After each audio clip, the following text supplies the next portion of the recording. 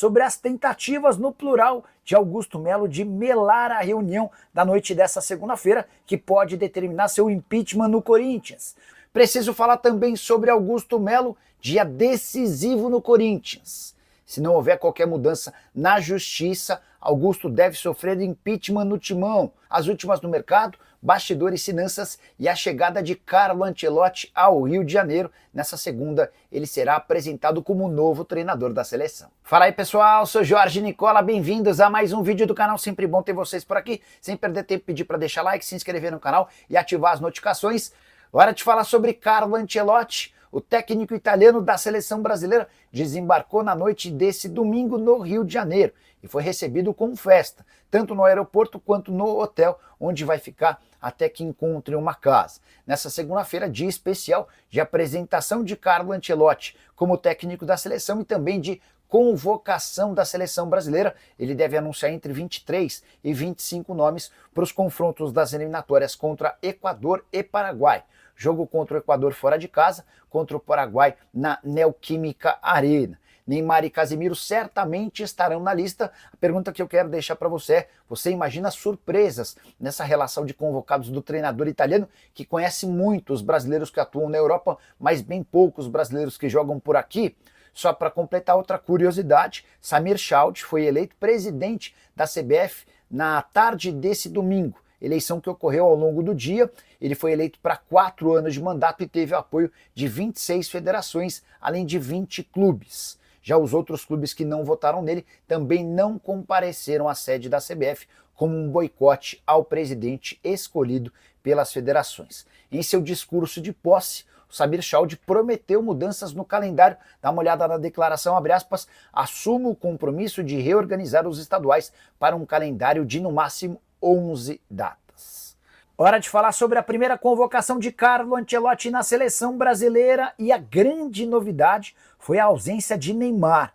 Carlo Ancelotti fez o anúncio dos 23 convocados e logo depois explicou que entrou em contato com o Neymar pela manhã, justificando para o próprio jogador a decisão de não chamá-lo para as partidas contra Equador e Paraguai. Separei o trecho em que o Ancelotti fala sobre o assunto diante da imprensa, abre aspas: nessa convocação tentei selecionar jogadores que estão bem.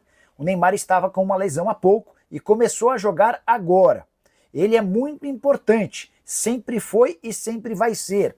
Todos temos o objetivo de ter o Neymar pronto para a Copa do Mundo. Ou seja, o Ancelotti não abre mão do talento do jogador do Santos, mas entende que nesse momento, voltando de contusão, não seria tão apropriado convocá-lo.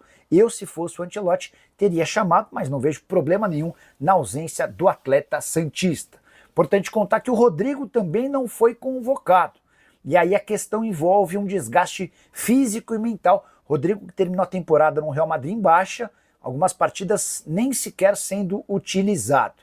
Chamar atenção também para a presença maciça de jogadores do Flamengo. Foram 5 convocados do rubro-negro: Danilo, Alexandro, Wesley, Léo Ortiz e Gerson. O Estevão foi representante do Palmeiras, enquanto o Hugo Souza foi chamado no Corinthians.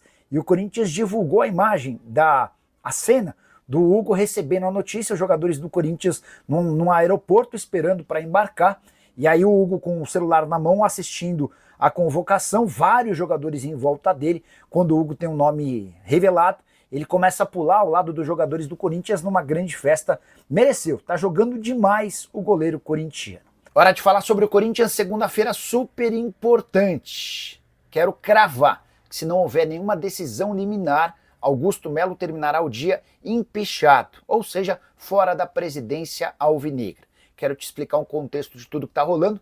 Na noite dessa segunda-feira haverá reunião do Conselho Deliberativo para a votação do impeachment do presidente.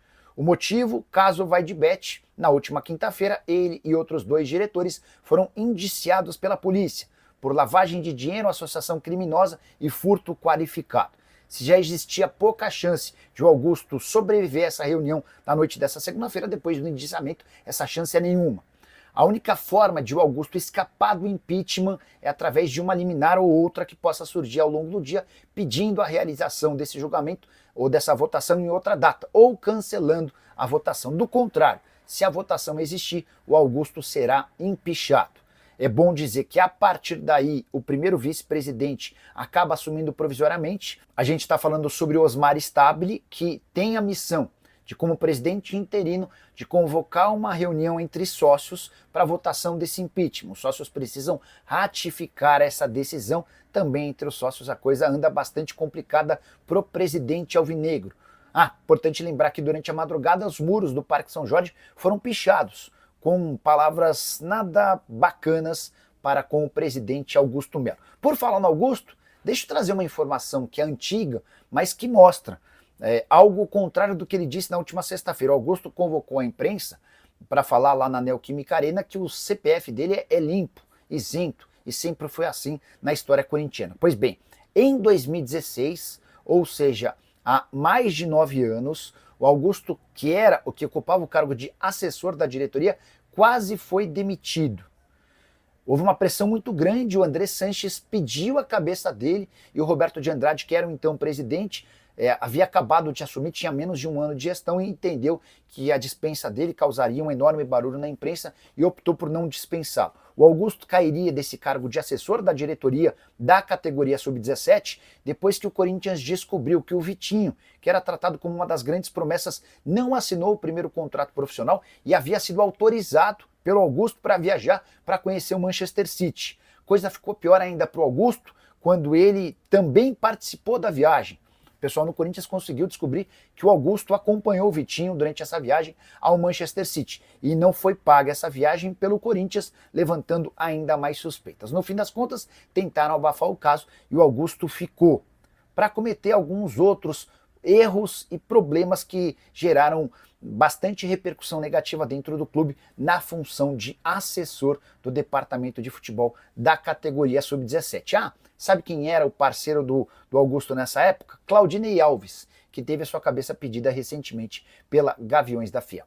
Só para completar em relação ao Timão, contar que Yuri Alberto sofreu uma fratura em um osso da coluna e pode parar por até 3 meses. Bora fechar o vídeo para falar sobre o Corinthians respondendo a uma pergunta importante. Vai ou não acontecer a realização da votação do impeachment do presidente Augusto Melo desde quinta-feira? O Augusto, seus assessores e aliados políticos tentam na justiça uma série de liminares para impedir a realização do pleito. Ele sabe que é enorme, de 99,9% de chance dele ser impedido de continuar no clube se essa votação acontecer.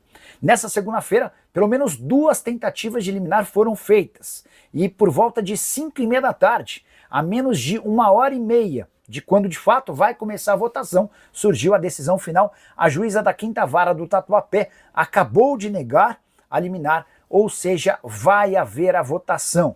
E isso indica que Augusto Melo viva seus últimos momentos como presidente do Corinthians.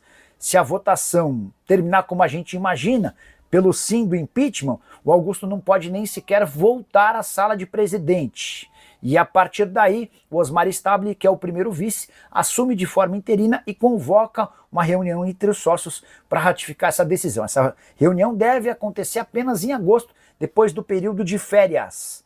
Importante contar que o Augusto fez muitos investimentos nos últimos dias para tentar se segurar na cadeira, entre eles a contratação de José Eduardo Cardoso, que já foi ministro e trabalhou, por exemplo, na defesa de Dilma Rousseff no impeachment dela. Especula-se no Corinthians que a contratação do José Eduardo não custou menos do que 500 mil para representar o Augusto Melo. Dinheiro que ao que parece desperdiçado. O Augusto vai caminhando a passos fortes para deixar a presidência alvinegra e possivelmente para nunca mais voltar. Só para completar em relação ao Timão, mais uma novidade: Memphis Depay foi convocado nas últimas horas para defender a seleção holandesa na data FIFA. Família, ficamos aqui com aquele giro de notícias do Corinthians, informações exclusivas e atualizadas para você ficar por dentro de todas as informações do Coringão. Chega aqui deixando aquele like, inscreva-se no canal, ativa o sino das notificações. Um grande abraço para você, até o próximo vídeo, segue para mais. Vamos que vamos com tudo, vamos para cima e fui!